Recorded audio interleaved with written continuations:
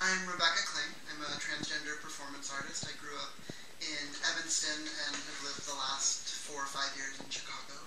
One of the interesting things about being trans, and one of the interesting things about trans narrative, how it's viewed in the media, is there's this desire to put a start and an end date to transitioning. I don't know when I started transitioning. I was aware of gender from 4 or 5 and aware that being a boy wasn't right for me. Most people think of transitioning as a medical transition, and so I started going on hormones in the middle of '07. A lot of people will view a legal name change or going full-time, meaning all of the people in my life are calling me Rebecca, as an end to transition. And so that was the beginning of '09. I would say those are some milestones. I wouldn't say that those are the beginning and an end, because very rarely in life do we wake up, pull off a mask, and say, I'm entirely different today. I think the end of my transition is when I am worrying more about other things in my life than about being trans.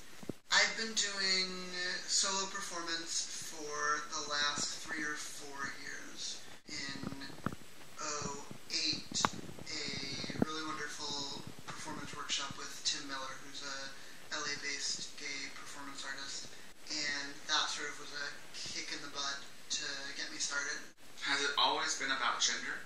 All of your... So far it has. And I don't know if 10 years, 15 years, 20 years down the road I will have different concerns and thoughts and focuses, but right now that's a really big part of my life. It's a really big part of my identity. There isn't a lot of performance or narrative or literature or movies that explore the trans experience, and so it's been really empowering to put my own story out there, to talk with others about their stories, and to have that as an experience. I've done 3.5, I would say, 60-minute shows. I've had really good luck with fringe festivals, which are really wonderful and embracing of solo work, really wonderful and embracing of queer work, and then I've also had really positive response from colleges and universities.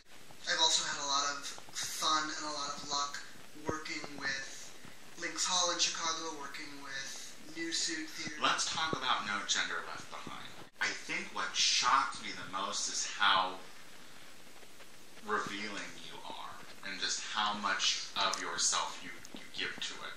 No Gender Left Behind is coming from a place of anger in a way that previous shows were not. No Gender Left Behind was exciting for me to do because it was a lot more, my gaze was turned outward. And the impetus for that, the catalyst for that, was getting fired last year. And having a lot of anger about that, having a lot of hurt about that. No Gender Left Behind was built from that lens of what do we teach about gender and how does gender work. And it's only scratching the surface of that. One of the things that was then really fun about it was finding all of those different ways to view it, finding Barbies and toys and videos and stories and interactions and toplessness and all of these different ways that these are all chipping away at how gender works. I've been very overwhelmed with the positive response that I've had to No Gender Left Behind. I toured this past summer to Kansas City, to Indianapolis, and to Chicago for the fringe festivals in those cities, and Kansas City and Indy are not cities that leap to my mind for their liberal politics. But I had good audience response, I had good press response, and in every city I had really good feedback from people who would come up to me afterwards, or who would email me afterwards and say, these were things I hadn't thought about, or just as important, that's a narrative that resonates with me.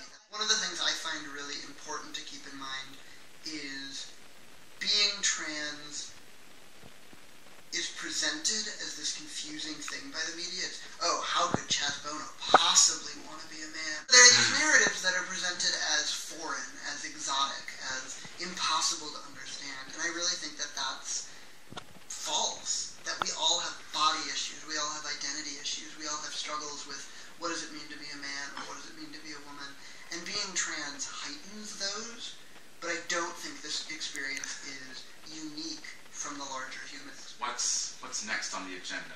Well, I've been having a lot of fun building momentum. So last year I just did the Chicago Fringe Festival. This year I did Kansas City, Indy, and Chicago. And that was a great way to meet people and to get experience and to talk with other artists, queer and not queer, about their experiences doing touring and being a solo performer. I'm trying to keep building on that momentum to find more college bookings, to find more university bookings, and also to look more at the Fringe festivals. We thank you for being with us.